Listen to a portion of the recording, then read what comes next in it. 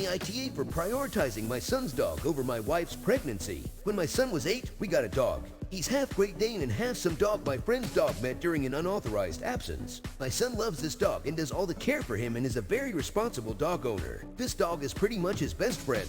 My wife is 12 weeks pregnant, and ever since we confirmed the pregnancy, she has been acting weird around the dog. She avoids him, puts her hands over her stomach when he is around, and jolts whenever he makes noise. Today she told me she wants to rehome the dog. I asked her what she was talking about. She said she has been having anxiety that he will jump on her. This is completely unreasonable. He doesn't jump on people. We trained him not to jump on people or run into people very young because he is half Great Dane.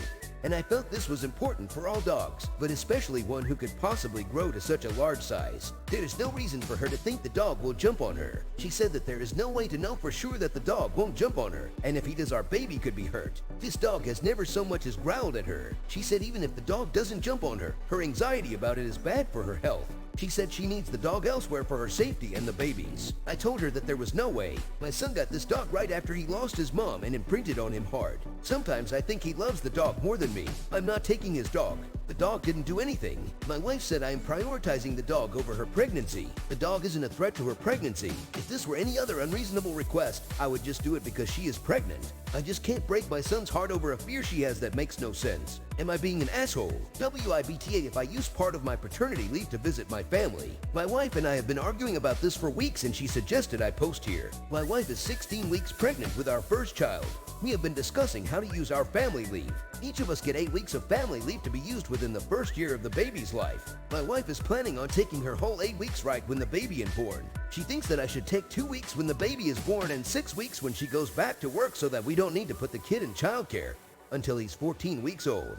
The issue is that I want to use 2 weeks of my paternity leave to visit my family who live out of state so I don't have to use vacation days. I gave her 2 options. I can spend 6 weeks with the baby when she goes back to work, but I won't take the first 2 weeks off. I can take 2 weeks off when the baby is born and then 4 weeks off when she goes back to work.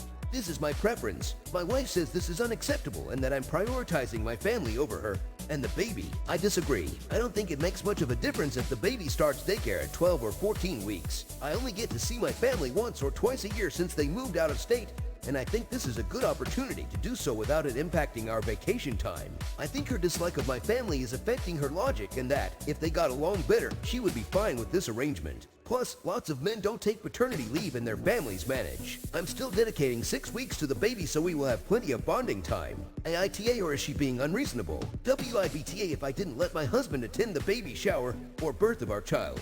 My husband and I have a daughter. He was happy when I told him she was a girl. We're having another, and when I had my ultrasound, I was told it was another girl. Again, my husband was happy. Turns out I was told wrong, and it's actually a boy we're having, and why my husband freaked out in excitement. His reaction to us having a boy was nothing like either of his reactions to having a girl. He was actually jumping around and yelling.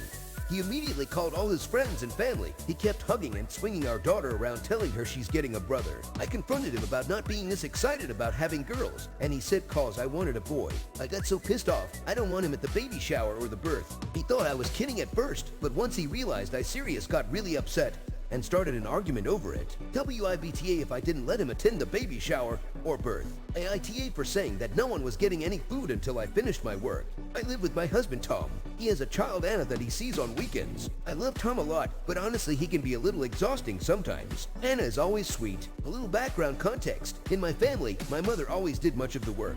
She had a high-paying job just like my dad did, but my dad was often on the couch playing video games while she worked on her laptop and cooked and cleaned all at the same time. I hated the dynamic and brought it up with my mom often, but she had always just defended my dad, saying that he did a lot of work. I promised myself that I was never going to grow up and marry someone like my dad. Now, years later, I'm kind of in that position. It's true that Tom does bring in a lot of money, but so do I. The first year or so was good. Sometimes he forgot things and had to be reminded, but overall he did what he was supposed to. After that, he just started slacking until I was doing the majority of the household chores and work.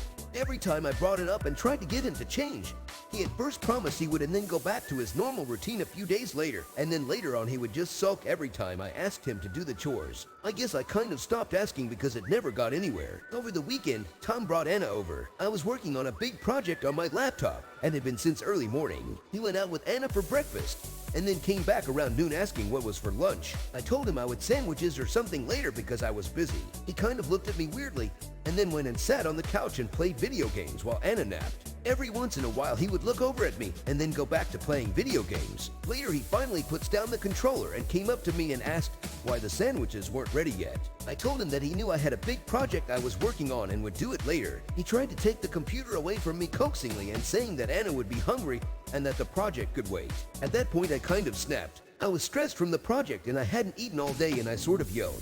I told him that he had arms and legs and a working brain so he could make lunch too, and that he does this all the time, and that he needs to start pulling his weight. He got startled but then yelled back that cooking was my job. I told him fine. I said I was sorry for trying to push my duties onto him. I had been about to make the sandwiches after a small portion of the work was done to relax with a bit of cooking before returning to the project. But I then told him that I absolutely would make the sandwiches, but only when all my work was done. He started whining, but I told him either he finds some other form of food for him and Anna, or they wait. AITA for not wanting to engage with my niece about her birthday. My niece's birthday is in mid-December. My son was in the hospital almost the entire month of December. During that time, I rarely went anywhere except for work and occasionally home to get clean clothes. My dad and sister also frequently came over to help with things, bring food, sit with him while I took a shower, things like that. I did not attend my niece's birthday, wasn't even thinking about it at all. I also forgot to text her happy birthday. My dad also missed her birthday because he was helping with stuff at the hospital. So no one from her mom's side of the family was there, except for her mom. Now that my son is back home, my sister and her husband brought my niece to visit. At one point after my son fell asleep, my niece said to me, "Just so you know, it really hurt my feelings that you didn't wish me a happy birthday, not even a text." I was a little miffed that she would hold on to something like that when my son and I just went through something horrible, but birthdays are a big deal when you are 15. So I just said it slipped my mind. Happy birthday. My brother-in-law said she was pretty upset no one from your side of the family was there. I just stared at him for a second. Yeah, I was at the hospital with my son. Kind of weird that you forgot that. He said I didn't forget, but you took over everyone's attention for a month. I don't think it's too much to ask that you apologize to my daughter for making her grandfather miss her birthday. My sister said that we should talk about something else, but I said I thought it would be better to cut the visit short since my son was already asleep anyway. My niece said, "So you would rather us leave than acknowledge you hurt my feelings?" I said yes. My sister gave me a hug and said they would visit at a better time, but her husband said, "Don't worry, honey, your uncle is just a jerk. It's nothing to do with you." Then they left. Now, could I have apologized for missing her birthday and technically being the reason my dad did? Sure, should I have? She's 15. One would think she's old enough to understand extenuating circumstances. Is that an unrealistic expectation? AITA for moving my son into a rental apartment after finding out that his dad's been canceling his job applications. My son Aiden moved back in with us upon graduating college as my husband wanted. My husband's original plan was to have Aiden live with us for free, but stay home and help with his disabled younger brother. Aiden started complaining about needing money and wanted to find a job. My husband was against this and even offered to double his allowance, but Aiden was growing tired of staying at home. So he began looking for jobs here and there for over a year, but none of his job applications came through. He'd just apply and they never get back to him. We were confused by this till recently. I found out that my husband was behind all the job applications being canceled. He'd wait till Aiden applies, then he proceeds to cancel the application by impersonating him and using his email. I blew up at him for this, but his justification is that he's just trying to make sure that our younger son is cared for by Aiden, and said that Aiden has been big help and him getting a job will affect his care for his brother. I went ahead and rented an apartment for Aiden and told him to stay there till he finds a job and starts paying for it himself. Aiden was hurt upon knowing what his dad did.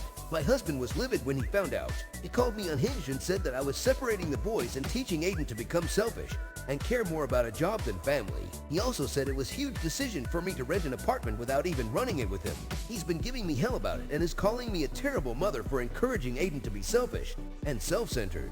He said I needed to see and understand why he did what he did. Few things to mention. My husband says that since he and I have health issues, then we could use Aiden's help.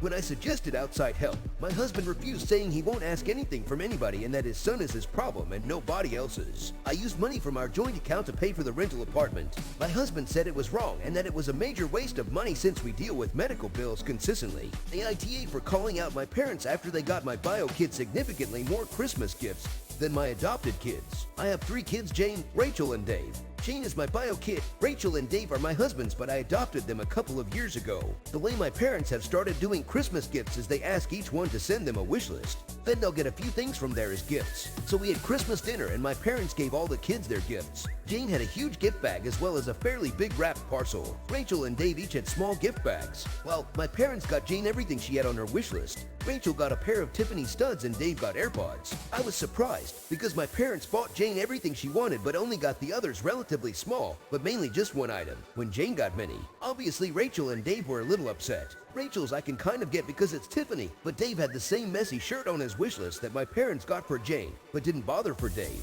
I told my parents what they did is really unfair. My mom said this is the gifts and what they thought was fair. I got kind of annoyed and replied it's a shame they don't think of Rachel and Dave as their real grandkids, but my dad got pissed and said we were greedy and to be happy with what they have. My sister said I need to apologize for my outburst, but I don't think what I said was that bad. My husband agrees. She said I should post on AITA, so was IVR.